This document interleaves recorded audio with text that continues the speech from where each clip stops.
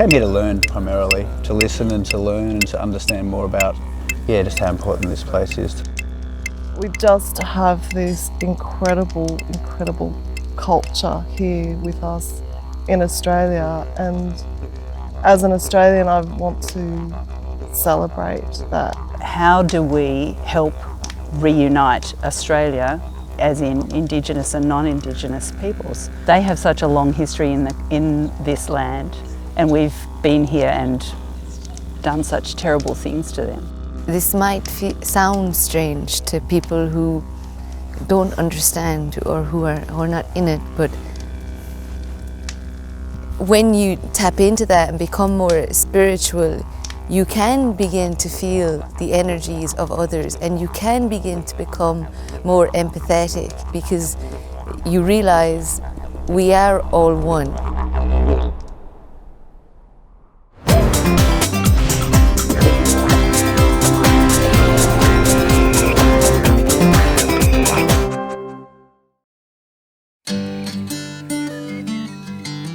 I had absolutely no knowledge of Indigenous culture in Australia before I came here.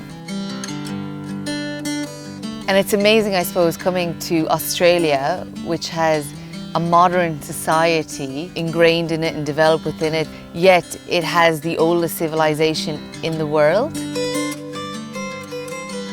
So I met Laurie, and he's part of the Guringai land. Good morning, Niamh. I'd like to welcome you to my country. Thank you. He called out to the people of the land to let them know we were there and to welcome us. I pay my respects to my ancestors. I pay my respects to my elders, past and present. I pay my respects to all Aboriginal people visiting and living in my country. And I welcome you to my country, which is a very special spot we're standing on right now. Can you feel it? Yeah. So can I. Very strong. He placed ochre on my face and my hands to enhance that connection with the land and the ancestors. There's certain things that we see, and we've got to see, because there's just birds flying that way could say, right, the bush grapes up at the Resolute picnic area are getting ripe. Right. We've got to go there.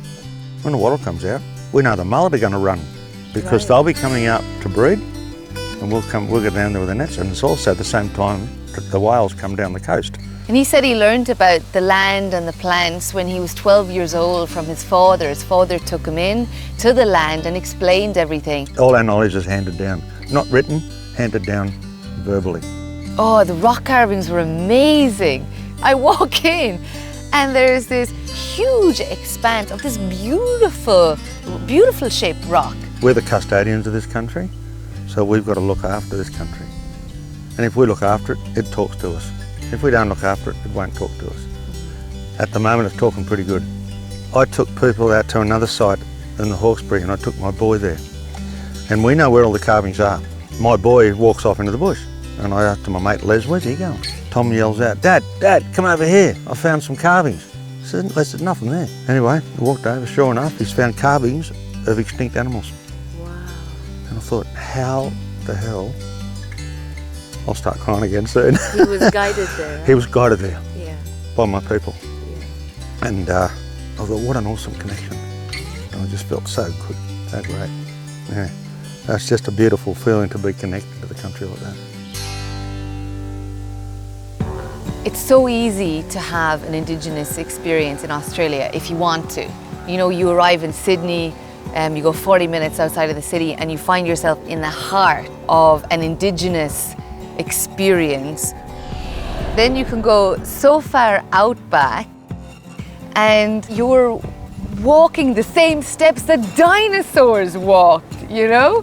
I've traveled a bit of the world. I've never been to anywhere where I could stand in the footprints of dinosaurs. I just think that is class. So you got baby dinosaurs, big dinosaurs, adult. Yeah. They're all walking in different directions. Yeah. And here you can see the feathers.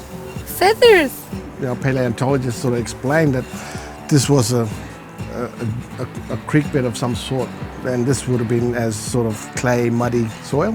As the animals sort of stepped onto the surface, that it sort of pushed a lot of the the mud, So clay and clay side, yeah. which sort of left the imprint. Yeah. I'm looking up, I see these footprints and I'm looking up thinking how huge were these creatures, you know, and just to picture them walking the land and living off the land and grazing, that's awesome. All of their stories, their Dreamtime stories and their song lines tie in with the land. This is the whole thing about connection with the land. And for them, in their stories, this is the emu man, the Morella. We tell this Dreamtime story of Morella, the emu man, you know, and his tracks are here. And there's proof that this person, you know, this being walked this land. Yes, this one. Okay. 3 toes. That's the one. Yeah. This place has stories and has got hidden stories that would amaze people to come to understand and see. So why do you think travellers should partake and seek out Indigenous experiences? So the more people know about this, the more awareness, and that I think the more people sort of would appreciate and then want to protect this as well.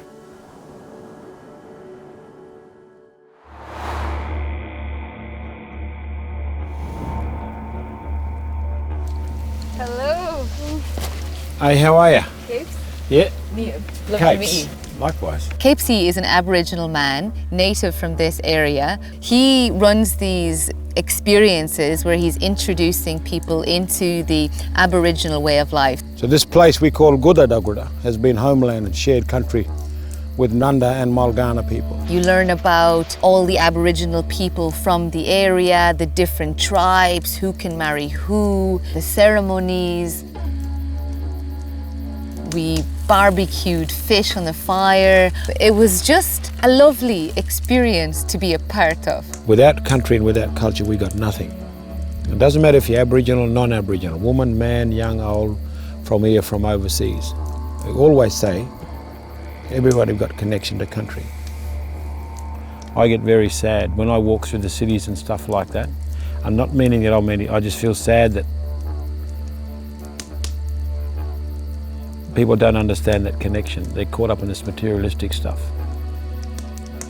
You know, you can't think if you're walking on cement. And that's where a lot of the illnesses are.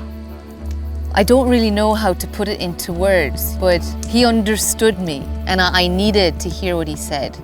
You wouldn't be here if you wasn't meant to be here sitting at this fire talking to me, put it that way.